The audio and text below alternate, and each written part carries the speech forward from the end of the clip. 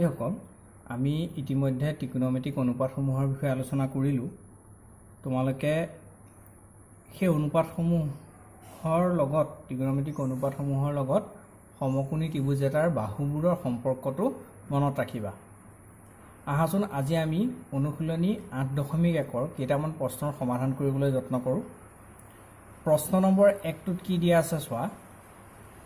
ত্ৰিভুজ ABCৰ B কোণ সমকোণ আৰু AB = 24 সেণ্টিমিটাৰ BC = 7 সেণ্টিমিটাৰ হ'লে তলত দিয়াবিলাক উলিওৱা। sin A 1 নম্বৰটো দিছে sin A, cos A, 2 নম্বৰটো দিয়া আছে sin C, cos C। এটা ত্ৰিভুজ দিয়া আছে সমকোণী ত্ৰিভুজ, তাৰ এটা কোণ বি কোণটো সমকোণ বুলি কৈছে আৰু তাৰ আন লগতে দুটা বাহুৰ দৈৰ্ঘ্য দিয়া আছে। এতিয়া আমাক কি কৰিবলৈ কৈছে, sin A cos A এই ত্ৰিকোণমিতিক অনুপাত কেইটা আৰু sin C cos C এই ত্ৰিকোণমিতিক অনুপাত কেইটা উলিয়াবলৈ কৈছে। এতিয়া তোমালোকে মন কৰা, আমি প্ৰথমতে ছবিটো আঁকি লওঁ, ত্ৰিভুজটো আঁকি লওঁ। ABC ত্ৰিভুজটো অংকন কৰি ল'লোঁ। অংকন কৰাৰ পিছত AB কিমান দিয়া আছে 24 সেণ্টিমিটাৰ আৰু BC কিমান দিয়া আছে 7 সেণ্টিমিটাৰ। আমাক অতিভুজডালৰ দৈৰ্ঘ্যটো দি থোৱা নাই, ACটো দি থোৱা নাই, হয়নে? এতিয়া চোৱা, sin A এই ত্ৰিকোণমিতিক অনুপাতটো উলিয়াবলৈ আমাক কি লাগিব? sin A ত্ৰিকোণমিতিক অনুপাতটো কি আছিলে? A কোণৰ বিপৰীত বাহু ডিভাইডেড বাই অতিভুজ, অৰ্থাৎ আমাক অতিভুজটো লাগিব। একেধৰণে cos A অনুপাতটো উলিয়াবলৈ আমাক কি লাগিব? A কোণৰ সন্নিহিত বাহু ডিভাইডেড বাই অতিভুজ, গতিকে আমাক A কোণৰ সন্নিহিত বাহুটো লাগিব আৰু লগতে অতিভুজটো লাগিব। কিন্তু আমাৰ ইয়াত অতিভুজটোৰ দৈৰ্ঘ্য দি থোৱা নাই, গতিকে আমি প্ৰথম কি কৰিব লাগিব, আমাক যিকেইটা দি থোৱা আছে AB আৰু BC দি থোৱা আছে, হয়নে? সেই AB আৰু BCৰ সহায় লৈ পাইথাগোৰাছৰ সূত্ৰ ব্যৱহাৰ কৰি ABC সমকোণী ত্ৰিভুজৰ পৰা AC বাহুটোৰ দৈৰ্ঘ্যটো আমি উলিয়াই লওঁ। চোৱা, মই প্ৰথমতে যিকেইটা দিয়া আছিলে সেইকেইটা লিখি ল'লোঁ। দিয়া আছে ত্ৰিভুজ ABCৰ বি কোণ সমকোণ আৰু AB = 24 সেণ্টিমিটাৰ, BC = 7 সেণ্টিমিটাৰ। এতিয়া ত্ৰিভুজ ABCৰ পৰা AC স্কোৱাৰ = কি হ'ব? AB square plus BC square হ'ব, হয়নে? AB দিয়া আছিলে 24 সেণ্টিমিটাৰ, 24 সেণ্টিমিটাৰ হোল স্কোৱাৰ, BC 7 সেণ্টিমিটাৰ, গতিকে 7 সেণ্টিমিটাৰ হোল স্কোৱাৰ। 24ক বৰ্গ কৰিলে হ'বগৈ 576 সেণ্টিমিটাৰ বৰ্গ সেণ্টিমিটাৰ স্কোৱাৰ। 7 সেণ্টিমিটাৰ হোল স্কোৱাৰ কৰিলে হ'ল 49 সেণ্টিমিটাৰ স্কোৱাৰ। ইহঁত দুইটাক যোগ কৰিলে আমি কিমান পামগৈ চোৱা, 625 সেণ্টিমিটাৰ স্কোৱাৰ। এতিয়া আমি পালোগৈ কি, AC স্কোৱাৰ = পালোগৈ 625 সেণ্টিমিটাৰ স্কোৱাৰ। দিয়াৰ ফৰ AC = কিমান হ'ব? AC = আমি দুইফালে কি কৰিম, বৰ্গমূল ল'ম। বৰ্গমূল ল'লে AC = কি হ'ব, AC স্কোৱাৰৰ এফালে বৰ্গমূল ল'লে AC থাকিব 625 সেণ্টিমিটাৰ স্কোৱাৰক বৰ্গমূল ল'লোঁ। বৰ্গমূল ল'লে আমি কিমান পামগৈ, +-25 সেণ্টিমিটাৰ। অৰ্থাৎ আমি AC = কি পাম চোৱা, +25 সেণ্টিমিটাৰ আৰু AC = -25 সেণ্টিমিটাৰ। কিন্তু আমি কোনটো ল'ম?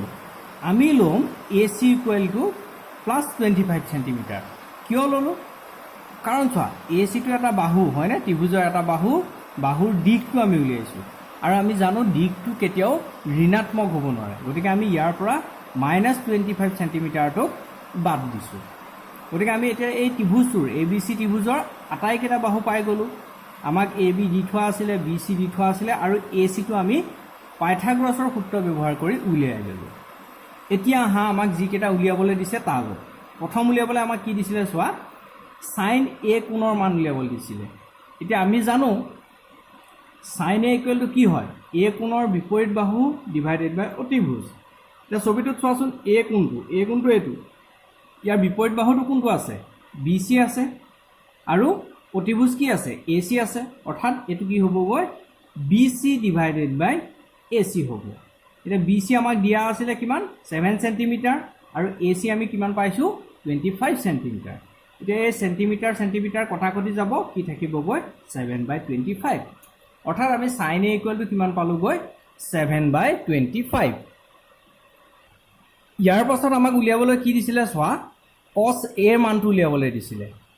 আমি জানো cos A মানে কি হয়, A কোণৰ সন্নিহিত বাহু ডিভাইডেড বাই অতিভুজ আমি লিখি ল'লোঁ এ কোণৰ সন্নিহিত বাহু ডিভাইডেড বাই অতিভুজ তে এ কোণৰ সন্নিহিত বাহুটো কি আছিলে আমি ছবিটো ইয়াত আকৌ আঁকি লৈছোঁ চোৱা এইটো ছবিটো আঁকি লৈছোঁ তে এ কোণৰ সন্নিহিত বাহুটো কোনটো হ'ব এই এ বিটো হ'ব এ বি আৰু অতিভুজ এ C A B divided by A C A B মানে আছিলে 24 চেণ্টিমিটাৰ আৰু এ চি আমি পাইছিলোঁ 25 চেণ্টিমিটাৰ চেণ্টিমিটাৰ চেণ্টিমিটাৰ কটাকটি গ'লে কি থাকিবগৈ 24 ডিভাইডেড বাই 25 একেধৰণে ইয়াৰ পিছৰটো উলিয়াবলৈ দিছিলে কি আমাক সাইন চি আৰু কছ চি এটা যদি আমি সাইন চি উলিয়াওঁ সাইন চি ইকুৱেল টু কি হ'ব এই চি কোণটোৰ সাপেক্ষে উলিয়াবলৈ দিছে হয়নে অতিভুজটো একেই থাকিব কিন্তু এবাৰ বিপৰীত বাহু আৰু সন্নিহিত বাহুকেইটা সাল সলনি হ'ব চি কোণৰ বিপৰীত বাহু কোনটো হ'ব এবাৰ চি কোণৰ বিপৰীত বাহু হ'ব এ বি আৰু অতিভুজ এ চি চি কোণৰ বিপৰীত বাহুটো হ'ল এ বি আৰু অতিভুজ হৈ গ'ল এ চি এ বিৰ মান আছিলে 24 চেণ্টিমিটাৰ এ চি আছিলে 25 চেণ্টিমিটাৰ গতিকে কিমান পামগৈ চেণ্টিমিটাৰ চেণ্টিমিটাৰ কটাকটি যাব 24 ডিভাইডেড বাই 25 একেধৰণে তোমালোকে কছ চিৰ মানটো উলিয়াবলৈ যত্ন কৰিবা এইবাৰ আমি প্ৰশ্ন নম্বৰ 3ৰ সমাধান কৰিবলৈ যত্ন কৰোঁ আহা কি দিয়া আছে চোৱা প্ৰশ্নত যদি sin a ইকুৱেল টু 3/4 তেন্তে cos a আৰু tan a উলিওৱা ইয়াত এইবাৰ আমাৰ ত্ৰিভুজটো দি থোৱা নাই মাত্ৰ এটা ত্ৰিকোণমিতিক অনুপাত দি থোৱা আছে গতিকে প্ৰথম আমি কি কৰি ল'ম ত্ৰিভুজটো ধৰি ল'ম সমাধান ধৰা হ'ল সমকোণী ত্ৰিভুজ ABCত sin a ইকুৱেল টু 3/4 তে sin a ইকুৱেল টু 3/4 যদি sin a 3/4 হয় মই কি কৰিছোঁ চোৱা ত্ৰিভুজটো অংকন কৰি লৈছোঁ ABC ত্ৰিভুজটো লৈছোঁ ইয়াৰ বি কোণটোক মই সমকোণ বুলি ধৰিছোঁ আৰু আমাৰ দিয়া আছে sin a equal to 3/4 sin a equal to 3/4 অৰ্থাৎ কি হ'ব sin মানে কি আছিলে sin a মানে কি হয় a কোণৰ বিপৰীত বাহু ডিভাইডেড বাই অতিভুজ অৰ্থাৎ BC divided by AC BC divided by AC equal to কিমান পাম আমি 3/4 পাম তাৰ মানে কি হৈছে চোৱা আমাৰ এই ABC যিটো ত্ৰিভুজ আছে ABC ত্ৰিভুজৰ BC আৰু AC বাহু দুটা ইহঁত দুটাৰ দীঘৰ অনুপাতটো কি হৈ আছে 3:4 হৈ আছে 3:4 হৈ আছে 3:4 আছে অৰ্থাৎ যদি আমাৰ BC বাহুটো 3K হয় তেন্তে AC বাহুটো কিমান হ'ব 4K হ'ব য'ত K এটা ধনাত্মক সংখ্যা এতিয়া আমি ত্ৰিভুজটোৰ BC আৰু AC বাহুকেইটা পাই গ'লোঁ আমি কি উলিয়াই ল'ম AB বাহুটো উলিয়াই ল'ম কেনেকৈ উলিয়াম পাইথাগোৰাছৰ সূত্ৰ ব্যৱহাৰ কৰি ABC ত্ৰিভুজৰ পৰা AB বাহুটো উলিয়াই ল'ম কি হ'ব চোৱা ABC ত্ৰিভুজত পাইথাগোৰাছৰ সূত্ৰ ব্যৱহাৰ কৰিলে কি হ'বগৈ চোৱা AC স্কোৱাৰ অতিভুজ square is equal to AB square plus BC square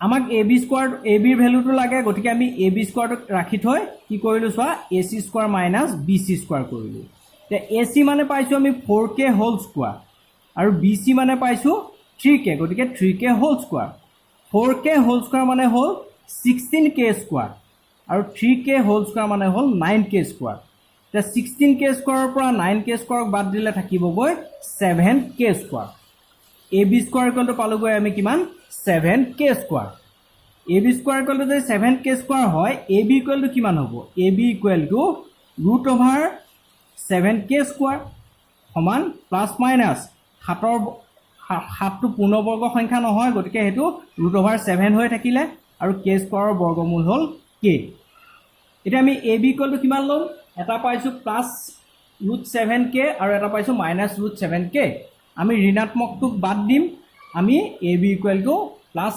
√7K ল'ম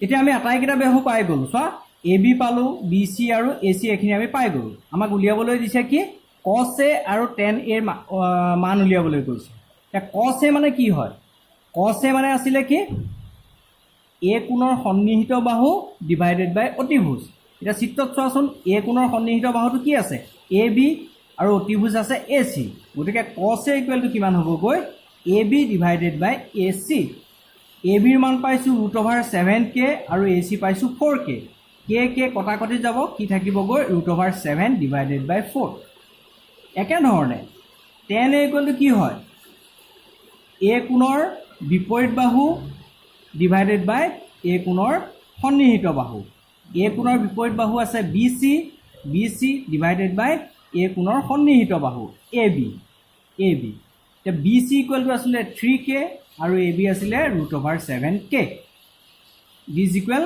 k কেনসেল যাব 3/√7 দেখিলা না কি দিয়া আছিল আমাক এটা ত্ৰিকোণমিতিক অনুপাত দিয়া আছিল তাৰ সহায়ত আমি আন দুটা cos a আৰু tan a উলিয়াব পাৰিলো তে ইয়াৰ পৰা তোমালোকে বাকি কেইটা উলিয়াই লব পাৰা cos a tan a উলিয়ালো আমি যদিও আমাক প্ৰশ্নটো দিয়া নাই তোমালোকে cot a cosec a sec a এই কিটাও ইয়াৰ পিছত তোমালোকে উলিয়াই লব পাৰিবা